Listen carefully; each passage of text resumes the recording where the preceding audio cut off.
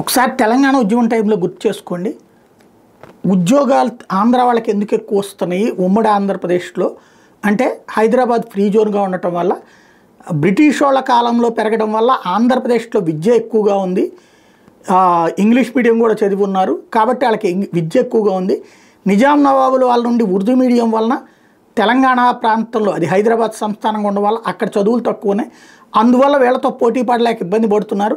అందువల్ల ఉద్యోగాలు అధికంగా ఆంధ్రులు కొట్టుకుపోతున్నారు. కాబట్టి ఉద్యోగాలు అంటే నీళ్లు నిధులు నియామకాలు మాకు కావాలంటే ఆంధ్రవాడు అవతలికి పోవాలని ఉద్యమం. అప్పుడు మన ఆంధ్ర నాయకులు కూడా అదే మాట మాట్లాడారు. అవునవును అన్నారు, ఇట్లాంటిదే జరిగింది అన్నారు. అందుకనే రాష్ట్ర విభజనకు ఓకే అని కాంగ్రెస్కి సంబంధించిన ఆంధ్ర నాయకులు చెప్పారు, తెలుగుదేశంకి సంబంధించినటువంటి ఆంధ్ర నాయకులు చెప్పారు. కానీ ఇప్పుడు విచిత్రం ఏంటంటే ఏది అప్పుడు ఆంధ్ర వాళ్ళందరూ దోచుకున్నారన్నారు, ఇప్పుడేమో మనకంటే తెలంగాణలో ఆర్థిక వ్యవస్థ ఎక్కువగా ఉంది. ఇలాంటి విచిత్రమైనటువంటి ఈక్వేషన్స్లో మరొక స్పెషల్ ఏంటంటే భారతదేశంలో 77.5% మంది అక్షరాస్యులు అంటే 32 మంది చదువులేదు. ఇది 32 మందికి చదువులేదు, 32.5 మందికి చదువులేదు 100లో. మన దగ్గరకు వచ్చేటప్పటికి ఆంధ్రలో 67.5 మంది నిరక్షరాస్యులట. ఇది 67.5% మంది చదువుకున్న వాళ్ళంట.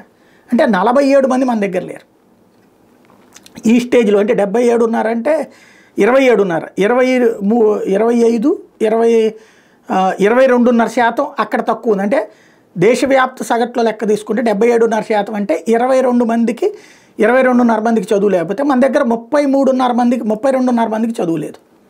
100లో 32.5 మందికి చదువు లేదు. రాష్ట్రంలో ప్రధానమంత్రి సంబంధించినటువంటి అంటే కేంద్ర ప్రభుత్వం ఇచ్చినటువంటి లెక్కల్లో తేలినటువంటి అంశం ఇది.